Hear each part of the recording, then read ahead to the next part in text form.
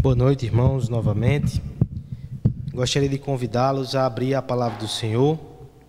Mais uma vez em 1 Reis. Se você não fechou sua Bíblia, você saiu na vantagem. 1 Reis, capítulo 10.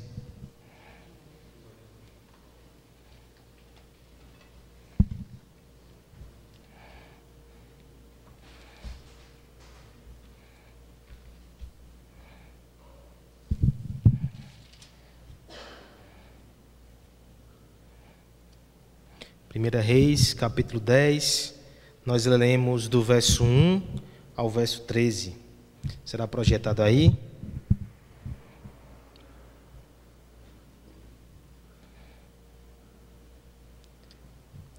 É tempo de espantar-se.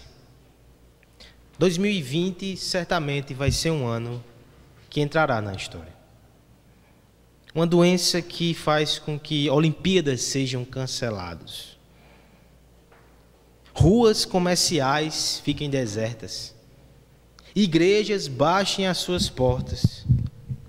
Famílias sejam afastadas. Ainda que você desconfie de ênfase ou ângulo que a mídia possa estar colocando, espantoso seria se você não se espantasse nessa situação. É tempo de espantar-se. Espantar-se também com os gestos e as atitudes que brotam no meio desse cenário. Algumas nos encantam, outras nos envergonham. Nós nos espantamos quando percebemos o egoísmo aflorado e a insensatez manifestada. Mas também nos impressionamos quando enxergamos a solidariedade, mesmo em tempos de instabilidade. Mas eu quero falar com você nessa noite sobre um espanto que não começou nesse ano. Eu quero te falar sobre algo que deve nos espantar e continuará nos espantando mesmo depois que essa pandemia passar. Não é uma novidade, mas deve ser encarado com olhos brilhantes, com olhos de quem enxerga coisas novas todos os dias. Talvez nós estejamos assustados e espantados demais com o mundo ao nosso redor e estamos perdendo o foco daquilo que é mais admirável em todo o universo. Vamos à palavra de Deus, vamos ler o texto e nós iremos focar exatamente nesse conhecimento que deveria espantar o nosso coração, não só hoje, mas todos os dias da nossa vida. Diz assim a palavra do Senhor: Tendo a rainha de Sabá ouvido a fama de Salomão com respeito ao nome do Senhor, veio prová-lo com perguntas difíceis. Chegou a Jerusalém com muito grande comitiva, com camelos carregados de especiarias e muitíssimo ouro e pedras preciosas. Compareceu perante Salomão e lhe expôs tudo quanto trazia em sua mente. Salomão lhe deu resposta a todas as perguntas, e nada lhe houve profundo demais que não pudesse explicar. Vendo, pois, a rainha de Sabá toda a sabedoria de Salomão, e a casa que edificara, e a comida da sua mesa, e o lugar dos seus oficiais, e o serviço dos seus criados, e os trajes deles, e os seus copeiros, e o holocausto que oferecia na casa do Senhor, ficou como fora de si. E disse ao rei: Foi verdade a palavra que a teu respeito ouvi na minha terra, a respeito da tua sabedoria. Eu, contudo, não cria naquelas palavras até que vim e vi com meus próprios olhos. Eis que não me contaram a metade. Sobrepujas em sabedoria e prosperidade a fama que eu vi. Felizes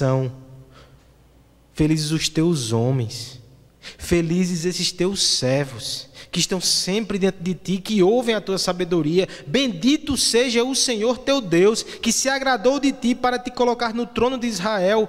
É porque o Senhor ama a Israel para sempre, que te constituiu rei para executar juízo e justiça. Deu ela ao rei 120 talentos de ouro e muitíssimas especiarias e pedras preciosas. Nunca mais veio especiaria em tanta abundância como que a rainha de Sabá ofereceu ao rei Salomão. Também as naus de Irão, que de Ofir transportavam ouro, traziam de lá grande quantidade de madeira de sândalo e pedras preciosas. Desta madeira de sândalo fez o rei baluastres para a casa do Senhor e para a casa real, como também harpas e alaúdes para os cantores. Tal madeira nunca se havia trazido para ali, nem se viu semelhante madeira até o dia de hoje. O rei Salomão deu à rainha de Sabá tudo quanto ela desejou e pediu, afora tudo que lhe deu por sua generosidade real. Assim, voltou e se foi para a sua terra com os seus servos. Vamos orar, pedindo ao Senhor que nos ajude a entender esse texto e enxergar nele a glória que deve espantar o nosso coração. Pai amado, Pai bendito, te adoramos, Senhor, porque o Senhor nos trouxe aqui e o Senhor leva a tua palavra até as casas, a fim de nos impressionar com a tua majestade, a tua bondade e a tua glória. E eu te peço humildemente que faça isso nessa noite. Rompa a nossa cegueira, proclame através desse pecador a glória de Cristo, para o nosso bem e acima de tudo para que o nome dele seja exaltado. Amém.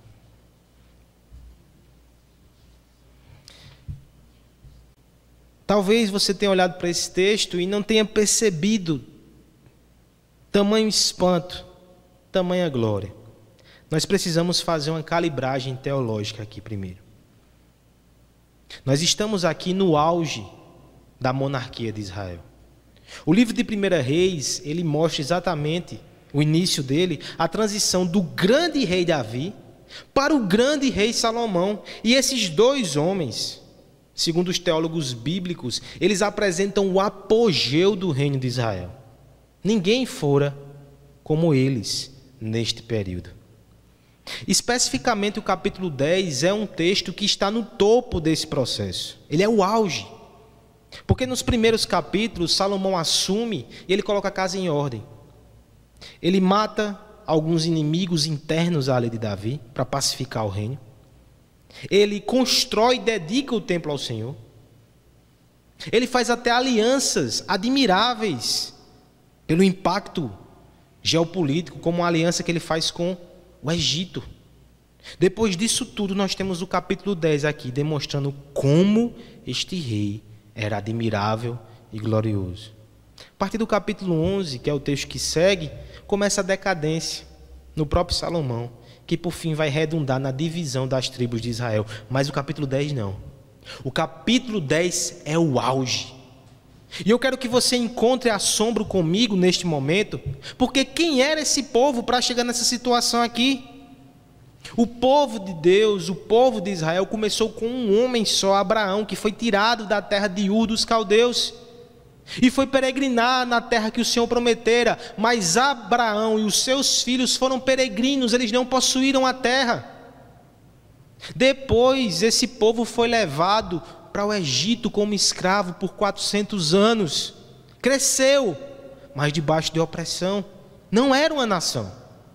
Vagou pelo deserto 40 anos. Finalmente entraram na terra prometida. Conseguiram algumas vitórias, mas ainda havia tanto por fazer. Mas na época do rei Davi, finalmente eles derrotaram os maiores inimigos daquele instante, que eram os fariseus. Davi organizou a vida política e administrativa. Ele instalou Jerusalém como capital. Ele organizou tudo. E depois, com o seu filho Salomão, finalmente, Israel, que do nada surgiu pela graça de Deus, se tornou uma nação reconhecida diante das outras nações. Mas eu quero que você perceba que diante de tantas coisas impressionantes, diante dessa virada geopolítica que aconteceu somente pela graça de Deus, o que mais assombra, o que mais espanta e o que mais causa admiração nesse texto não é o povo, não é a nação, é o próprio rei. E aqui nós temos uma verdade profunda que a rainha de Sabá nos ensina. Ela nos ensina que muitas coisas podem chamar a nossa atenção, mas acima de tudo, nós devemos perceber a majestade e a glória do rei. E nós, que como lemos na liturgia, conhecemos aquele que é maior do que Salomão, o filho de Davi, Jesus Cristo, nós também devemos nos espantar, mas não com as coisas desse mundo, com as enfermidades. Nós devemos nos espantar, em primeiro lugar, nos versos 1 ao verso 7, com a singularidade do nosso rei. Nós devemos nos espantar, em segundo lugar, com o privilégio de ser o seu povo, versos 8 e 9. E por fim, já é tempo de nos espantar também com a nossa resposta anêmica. Nos versos 10 ao verso 13 nos confrontará com essa verdade. É tempo de nos espantar. Em primeiro lugar, já é tempo de nos espantar com a singularidade desse rei. Verso 1 ao verso 7, nós temos essa verdade na Escritura. O que é que faz o trânsito parar? O decreto de isolamento social? O que é que faz o trânsito parar? Talvez o medo, as pessoas não se locomovem tanto assim. Mas há um dito popular que costuma dizer que a beleza também faz o trânsito parar.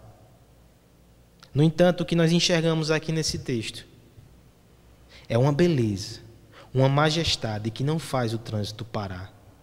Ele gera trânsito para si. De algum modo, essa mulher, a rainha de Sabá, ela se destaca do seu local, mais de 2.000 quilômetros no deserto. Possivelmente ela vivia na Arábia. E ela vem para conhecer esse rei. O que é que esse rei tem que faz com que outro monarca, que não lhe é inferior, tenha tamanha admiração e curiosidade? Nós vemos aqui nesse texto que a fama de Salomão o precedia. Ela ouviu falar sobre a sua sabedoria. E veja que específico, o verso 1 vai dizer: ouviu a fama de Salomão com respeito ao nome do Senhor. Era mais do que um conhecimento humano, havia algo de divino naquele conhecimento. Ela mesma ouviu sobre isso e ela vem para tirar essa dúvida. De fato, nós lemos aqui no início, pouco antes, que a sabedoria de Abraão é dom e é dádiva de Deus.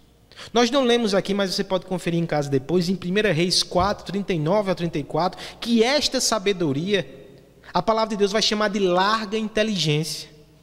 E vai dizer que ela é abundante como as areias do mar. Este homem dominava sobre todos os conhecimentos da criação. Não havia ninguém que se comparasse a ele. A expectativa e a postura da rainha de Sabá era compreensível. Ela traz para eles questões difíceis, possivelmente questionamentos filosóficos profundos, questões que atormentavam a sua alma. E ela imaginou: se há alguém que pode me responder, é este rei chamado Salomão. Interessante que os versos 2 e 3 vai dizer que ela deposita diante dele todas essas expectativas. E elas não são frustradas. Salomão age com naturalidade, como se não houvesse questão difícil para ele. O verso 3 vai dizer exatamente isso. Respondeu todas as perguntas e não havia nada que fosse profundo demais para ele. Qual o impacto que esse rei causou então nela? O verso 4 vai dizer que ela observou a sabedoria de Salomão, mas não só isso. Como mulher atenciosa, ela volta-se para os detalhes daquela cena. Ela observa a casa, o palácio que ele edificou. Ela observa a comida da sua mesa, os seus oficiais onde sentam, os seus servos. Ela observa os trajes deles, os seus copeiros. Ela observa Salomão oferecendo holocausto, prestando culto a Deus. E veja o que é dito no final do verso 5. ela ficou como fora de si. Muita sabedoria, muita majestade, muita glória. E por favor, não esqueça que esta mulher não era qualquer pessoa. Ela era alguém que estava acostumada a ver coisas assim. Ela era a elite do seu país, uma monarca. Mas ela ficou como fora de si, diante de tudo que viu. É por isso que, ao entender que a fama que precedia Salomão procedia, ela faz a seguinte confissão no verso 6. Foi verdade a palavra a teu respeito que eu ouvi na minha terra. Eu, contudo, não cria, verso 7, naquelas palavras. Possivelmente ela achou que era exagerado o que fora dito sobre Salomão, mas ela diz: até que eu vim e vi com meus próprios olhos, e posso dizer algo agora.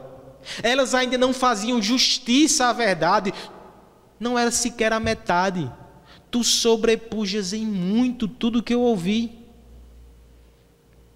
Meus irmãos, nós não estamos aqui para ficar exaltando homens, porque nós sabemos que a palavra de Deus, quando menciona Salomão, é porque ela tem um propósito teológico mais profundo.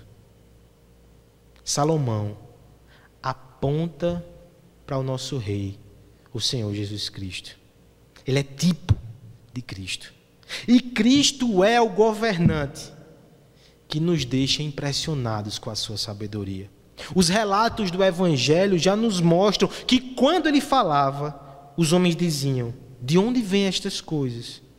Que sabedoria é esta que lhe foi dada? Marcos 6,2 registra esse espanto. No combate com os fariseus, os homens religiosos mais sábios do seu tempo, quantas e quantas vezes o Senhor Jesus não os deixou sem palavras, ao ponto de ninguém ousar fazer mais perguntas. A sua fama como homem sábio espalhou-se. E nós, que o conhecemos pela sua palavra revelada, nós ainda somos informados que ele é muito mais do que um homem sábio. Ele é a própria sabedoria de Deus. Colossenses 2,3 vai dizer que nele estão escondidos todos os segredos e os tesouros da sabedoria e do conhecimento nele. Ele é maior do que Salomão em sabedoria. Ele é maior do que Salomão em fama. Ele é maior do que Salomão em prosperidade e em glória. Eu te pergunto, você tem se assombrado e tem tido admiração profunda por esse rei? Você tem contemplado toda essa majestade? Quando eu falo sobre isso, é impossível não lembrar de um sermão que me marcou profundamente. Ele foi publicado em e-book, eu sugiro que você o procure. Eu não falei sobre ele esse ano ainda, ano passado eu creio que eu falei. A excelência de Cristo, de Jonathan Edwards. Nesse sermão, o pastor Jonathan Edwards, ele descreve a beleza de Cristo baseado em Apocalipse capítulo 5. Aquela cena em que é anunciado a entrada do leão de Judá, que abrirá os selos, mas de repente, quando se apresenta-se, o Senhor Jesus Cristo vem como cordeiro. E ele vai dizer que é exatamente essa relação de leão e cordeiro que faz com que Cristo seja tão inigualável, tão singular, porque há nele virtudes que seriam totalmente incompatíveis no mesmo sujeito, no mesmo homem. Por exemplo, ele vai dizer que este Cristo tem majestade infinita. Ele cavalga sobre as montanhas, ele cavalga sobre os céus, mas ao mesmo tempo ele tem mansidão transcendente. Ele permite ser humilhado pelos outros. Nesse Cristo, nós encontramos infinita glória, o leão, mas também profunda humildade, o cordeiro. Nós encontramos em Cristo a mais profunda reverência a Deus que já houve nessa terra. Mas nós encontramos também alguém que é igual a Deus. Em Cristo nós encontramos alguém que tem infinito mérito e que é digno de todo o bem. Mas ao mesmo tempo nós encontramos alguém que, como ninguém, é paciente para suportar o mal e a injustiça. nós encontramos em Cristo alguém que tem um espírito supremo de obediência e ao mesmo tempo é aquele que domina sobre céus e terra. Nós temos alguém que é transcendente, mas também alguém que está perto, que tem condescendência para pecadores. Nós encontramos aquele que é justiça inflexível, mas também é misericórdia acessível.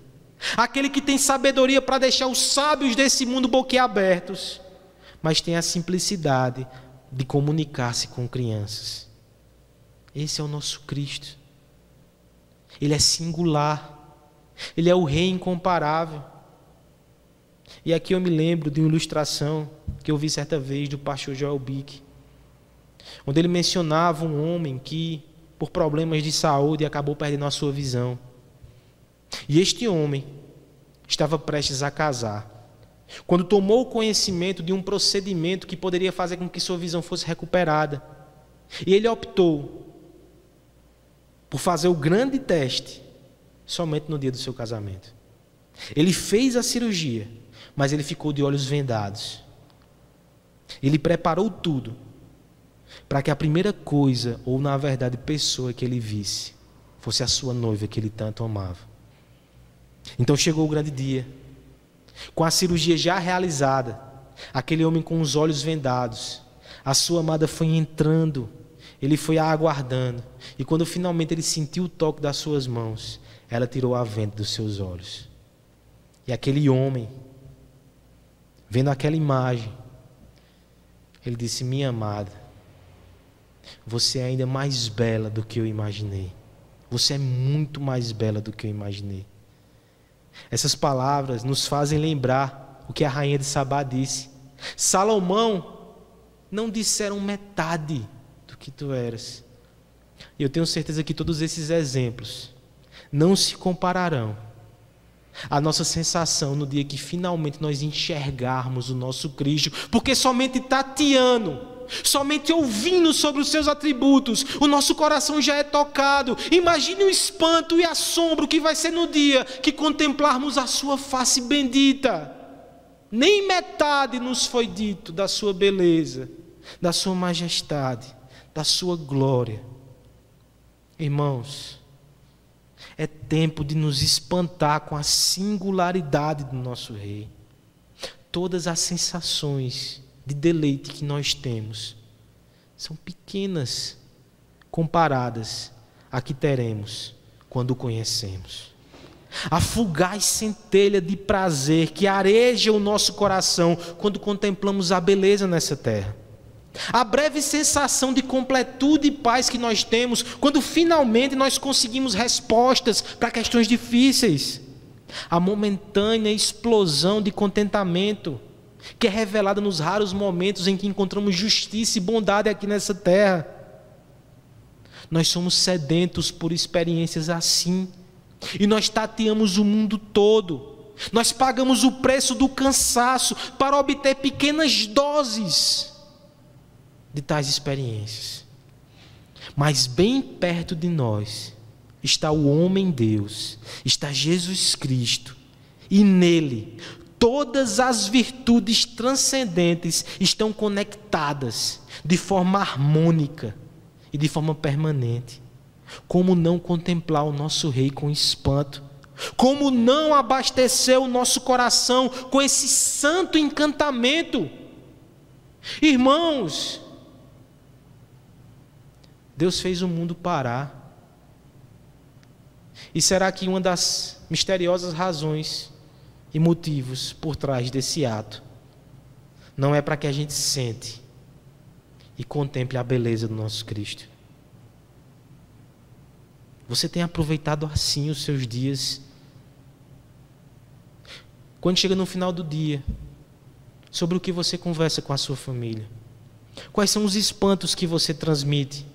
Você viu os casos? Você viu as posturas dos governantes? Você viu o que disseram? Ou você diz: meu coração se espantou tanto com a revelação da glória de Cristo, que Ele comunicou ao meu coração nesse dia. Olha o que Ele falou. Olha como ele se revelou a mim. Olha como é espantosa a beleza e a glória do meu Cristo. Quão triste é, irmãos, perceber que até mesmo entre pastores esse momento tem sido desperdiçado. Olham tanto para os reis da terra e deixam de proclamar a beleza e a glória do rei que é incomparável. Este é o momento para anunciar o nosso rei, a nossa esperança, a glória do povo de Deus, o nosso Senhor Jesus Cristo. Não desperdice. Impacte a sua casa, a sua família, o seu coração e o mundo com esse conhecimento. Ele é o rei incomparável. Deus te fez parar também, amigo que nos acompanha pela internet, para ouvir falar sobre esse rei. Eu estou me referindo a você que não pisava na igreja, agora no conforto do seu lar, evitando julgamentos. Você tem ouvido a palavra de Deus, e eu me alegro com isso. E eu quero te dizer, continua, vem e veja. Quando você tiver um encontro com Jesus Cristo, você vai perceber que Ele é incomparável.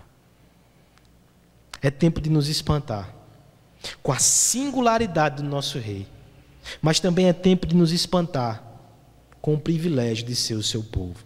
Versos 8 e 9, acompanhe comigo a leitura. Felizes os teus homens, felizes esses teus servos, que estão sempre diante de ti e que ouvem a tua sabedoria. Bendito seja o Senhor teu Deus, que se agradou de ti para te colocar no trono de Israel. É porque o Senhor ama Israel para sempre, que te constituiu rei para executar justiça, juízo e justiça. Não perca esse espanto de saber que Deus poderia ter destruído todos os pecadores quando nos rebelamos em Adão, mas Ele não fez. E não só isso, Ele não só preservou a nossa raça, mas nos deixou no vagar indiferentes. Não, Ele prometeu que mais uma vez seríamos povo dEle.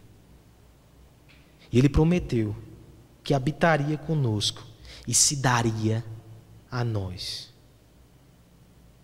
Veja como a rainha se espanta com isso. Se no primeiro momento ela olha para Salomão e ela impressiona-se com ele, com a sua glória, com a sua sabedoria, agora ela olha para a sua corte e dirige uma palavra à direção daquelas pessoas e diz: como vocês são felizes. A raiz aqui é bem-aventurados. Nós conhecemos esse termo, nós estávamos falando sobre isso antes de pausar a nossa exposição em Mateus. Vocês são bem-aventurados. Por quê? Não é simplesmente pelas comidas que Ele coloca na mesa. Não é simplesmente pelos trajes reais ou por estarem numa edificação que foi feita com muito capricho. É porque vocês podem ouvir a sabedoria desse homem todos os dias. Ele vai dizer, inclusive, felizes são os servos. Aqueles que estão aqui somente para limpar, aqueles que estão aqui para fazer serviços, os mais simples, são felizes porque eles têm audiência com esse homem que é incomparável. Ela não destaca somente o privilégio da presença. No verso 9, ela vai falar sobre o privilégio do governo. Bendito Deus que colocou Ele como rei sobre vocês.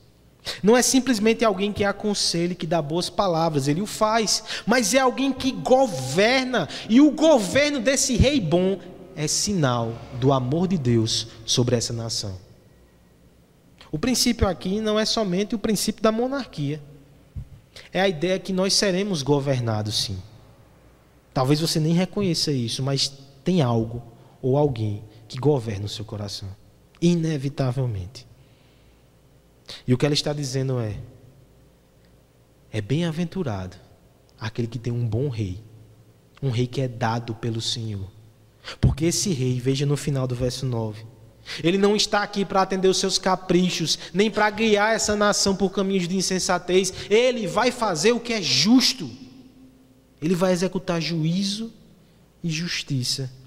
E vocês serão muito abençoados com isso. Pensando agora no nosso Senhor Jesus Cristo. Quão privilegiado é o povo que tem a sua presença. Ele prometeu que estaria conosco. A sua presença traz para nós consolo nas dores, coragem nas lutas e santa admiração, porque nós temos acesso a Ele, nós ouvimos da sua verdade. Na pregação do Evangelho, Ele nutre o nosso coração com esperança e glória. Que privilégio! Mas não só o privilégio da presença, o privilégio também do governo. Ele é o nosso rei. Nós não pertencemos a nós mesmos, mas também nós não pertencemos a um tirano desalmado e egoísta. Nós pertencemos àquele que se entregou por nós. Ele é totalmente confiável, Ele faz justiça, Ele faz juízo, Ele é bom. Como é maravilhoso ter esse rei. Eu não seria um rei melhor para mim mesmo. Nós temos um rei que é incomparável. Nós cedemos com prazer o trono do nosso coração. Para o mundo, isso é inimaginável. Eles resistem e se rebelam. Mas o crente, que já percebeu como esse rei é singular, ele se rende com humildade e com alegria. Não há ninguém como ele. E não há ninguém tão privilegiado nessa terra quanto o povo que é dele. Mas sabendo que ele não escolhe os melhores, os mais fortes. Paulo vai dizer aos Coríntios que ele escolheu as coisas loucas, os fracos, os pobres. E aqui eu preciso confessar como eu cheguei a esse texto nessa semana. Porque se você vai olhar, não é primariamente o tipo de texto que a gente vai pensar nesse contexto de pandemia. Essa semana, enquanto eu preparava o estudo doutrinário, eu confesso aos irmãos que eu me emocionei com a história do ladrão da cruz. De forma muito vívida, o autor despertou a minha atenção para a graça de Deus em acolher aquele homem. Era um homem que tinha um passado totalmente corrompido. Era um homem que não podia fazer nada naquele momento, ele estava crucificado ao lado de Jesus Cristo. Era um homem que não podia trazer garantias de serviço ou de dádivas no futuro para o reino de Deus, ele morreria. Era um homem que se dirige ao Senhor Jesus Cristo no dia da sua maior luta e agonia. No dia que o Senhor Jesus Cristo enfrentava o próprio inferno para nos salvar. O Senhor Jesus Cristo que suportou tudo como ovelha muda, que silenciou-se diante das ofensas dos religiosos, dos soldados, de quem escarnecia. Ele ouve a voz daquele ladrão indigno. Lembra-te de mim quando chegares no teu reino. Ele ouve, ele acolhe, ele diz: ainda hoje tu estarás comigo. Que rei incomparável! É o rei que não rejeita pecador algum. É o rei que não nos rejeitou. É o rei que nos acolheu. É o rei que nos fez o seu povo, sua noiva, sua herança. Que rei incomparável! Já é mais do que tempo de nos espantarmos com o privilégio de ser o seu povo. As grades de pecado que trancafiavam a nossa esperança foram removidas, porque um dia o cavalheiro da pureza veio ao nosso resgate, nos fez sua noiva e nos fará pura, adornada e preparada para o casamento. A nossa pobreza, ela nos impedia de adquirir com recursos próprios a entrada no reino da bem-aventurança. Mas o próprio rei se fez pobre por nós, nos deu a sua riqueza e transformou mendigos em filhos. Mesmo com tanta graça, por tanto tempo, nosso coração resistiu ao convite da vida eterna. Mas mesmo ali, o amante divino também triunfou. Ele não somente lembrou-se de nós, mas ele conquistou a nossa afeição, se fez lembrado e desejado e nos atraiu com laços de amor eterno. Ele gravou o nosso nome no seu peitoral, enfrentou o inferno por nós e nos adotou na sua família. E nos inseriu no seu reino de paz e bem-aventurança, nós somos dele. Esse privilégio, doença nenhuma poderá tirar. Esse privilégio não pode ser detido por decreto federal, estadual ou municipal. Essa é uma palavra de consolo para você. Porque o privilégio de se reunir como povo de Deus, por ora, nos foi suprimido. Nós entendemos as razões, mas nós nos entristecemos. Mas o privilégio de fazer parte do povo de Deus jamais será arrancado de você. Onde você está, sozinho ou com a sua família, você pertence a Deus e Ele é seu. O Senhor Jesus Cristo está aí com você, lhe amparando. E você pode e deve glorificá-lo aí onde você está. Ninguém nos separa desse rei. Ninguém nos afasta desse reino. Ele triunfa. Mesmo aqueles que forem tocados pela morte, eles serão transplantados para o reino de amor, como aconteceu com aquele ladrão da cruz. Este é o nosso reino, e este é o nosso privilégio. Estaremos com Ele na vida ou na morte. Se você que está nos ouvindo ainda não faz parte desse reino, apegue-se ao exemplo da Escritura e diga: Senhor, lembra-te de mim. Se Ele salvou um pecador miserável como o ladrão da cruz, se Ele salvou um pecador miserável como eu, Ele pode te salvar também. Ele não rejeita. Ele é especialista em trazer vida a corações que estão mortos em pecado. É tempo de nos espantar. É tempo de nos espantar com a singularidade do nosso rei. É tempo de nos espantar com o privilégio de ser o seu povo. Mas, por fim, é tempo também de nos espantar com a resposta anêmica que temos dado. O final do texto, ele mostra a reação da rainha e a reação de um homem chamado Irão diante de Salomão. E à luz disso, eu quero que você considere a sua reação, a singularidade desse rei. Porque o espanto, muitas vezes, ele é discreto. Ele nem sempre faz muito alarido. Ele pode ser um olhar regalado. Ele pode ser um coração que palpita com maior intensidade. E até mesmo, quando ele rompe a barreira do som e vira palavras, podem ser palavras extremamente discretas às pessoas que estão próximas. Como então detectar o assombro? Como medir o encantamento? É na forma com que respondemos. Aí está o termômetro da nossa admiração. A rainha de Sabá trouxe riquezas. Mas de forma muito interessante, no verso 10, nós percebemos que ela só entrega as riquezas depois que ela atesta que, de fato, aquele rei é digno delas. É importante pensar por que ela trouxe esse ouro, esses valores e especiarias. Alguns creem que ela estava fazendo uma espécie de acordo militar. Eu não creio assim. Primeiro, porque ela não morava, o seu reino não estava tão próximo de Israel, não era uma ameaça. E segundo, porque eu creio que a interrupção nos versos 11 e 12 dessa narrativa para falar de Irão, mostra que Irão sim tinha outra perspectiva.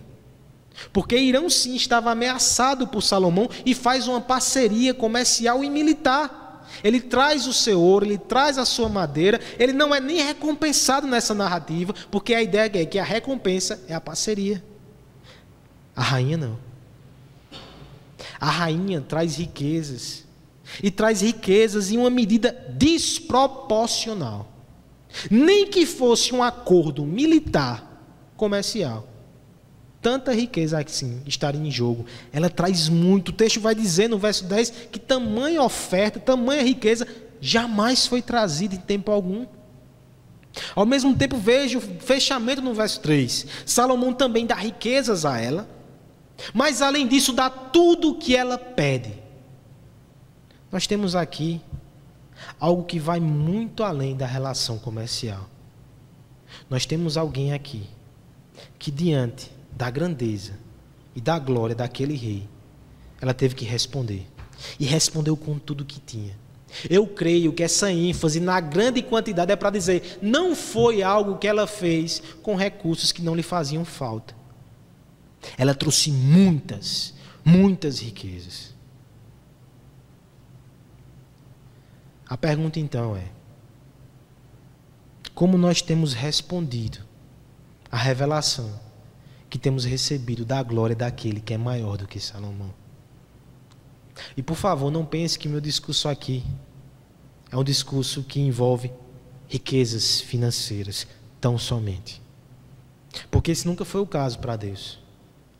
Não é à toa que Jesus Cristo vai olhar para a oferta da viúva e vai dizer que aquela oferta foi muito mais sincera do que a de todos os outros. Porque ela deu, mesmo pouco, mas ela deu o que tinha a Deus. E dar o que tem a Deus é entregar a nossa vida, o nosso fôlego, o nosso esforço a Ele. Perceba nessa história aqui que dentro da beleza de Salomão, a rainha de Sabá o entrega coisas por admiração. Irão o entrega coisas por temor, mas o ponto é impossível estar diante desse rei e não entregar algo. A não ser que você não tenha o contemplado de verdade. Alguém já disse que ver sem se encantar é na verdade não ver. E eu creio que isso é totalmente real no que diz respeito a Jesus Cristo. Vê-lo e não sentir o coração compungido a responder, a ofertar, a dar algo a Ele, é não vê-lo.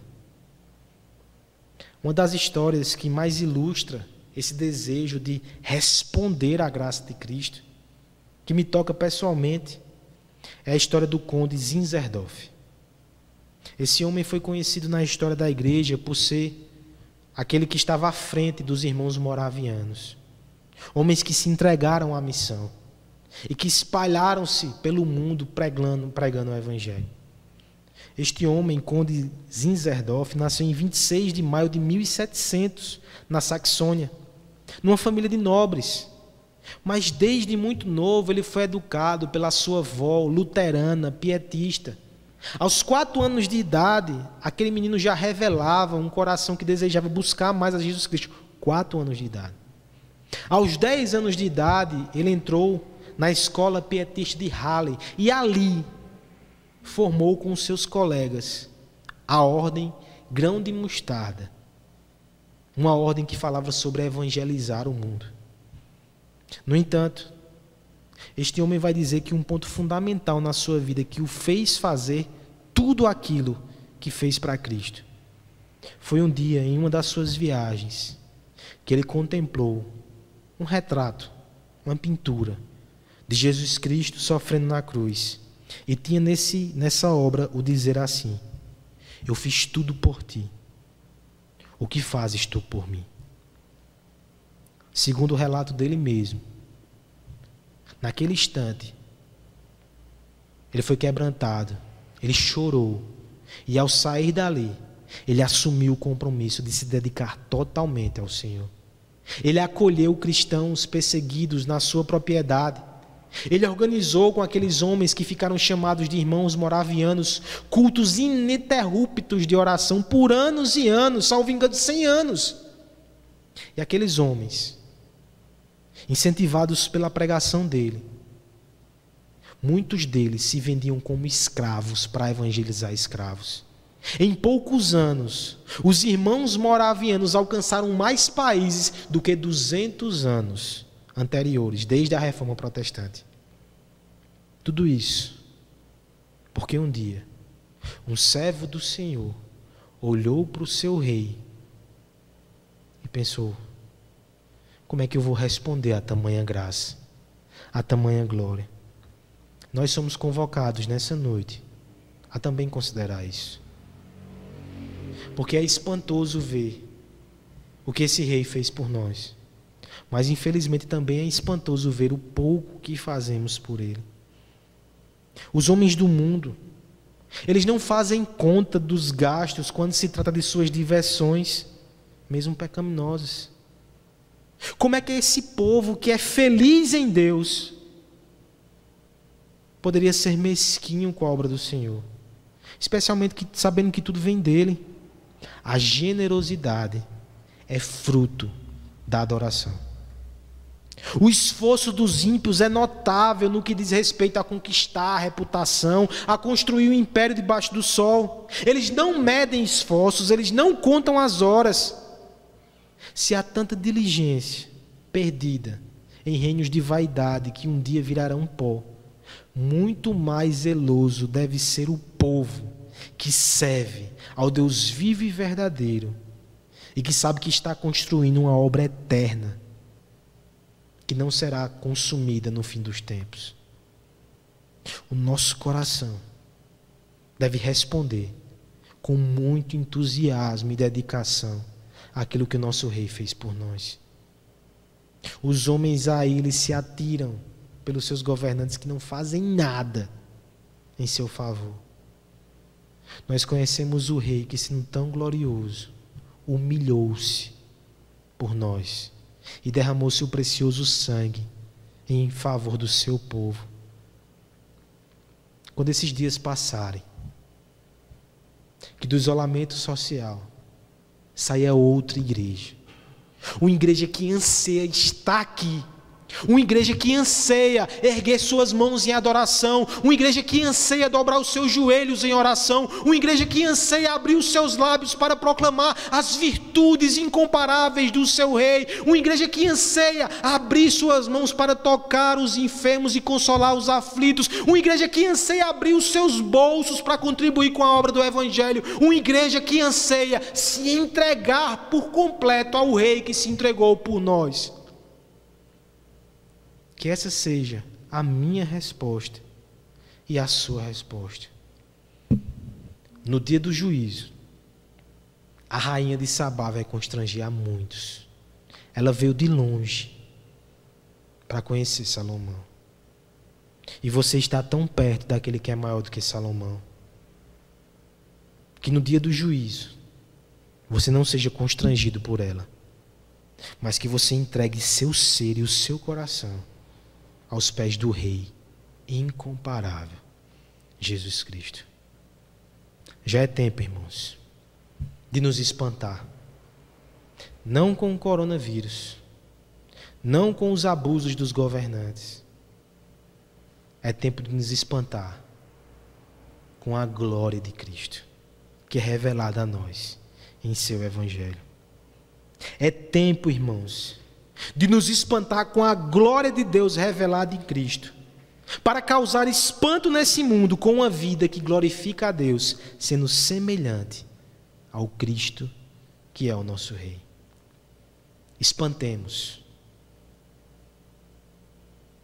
e possamos proclamar com espanto e com assombro a grandeza do nosso Rei.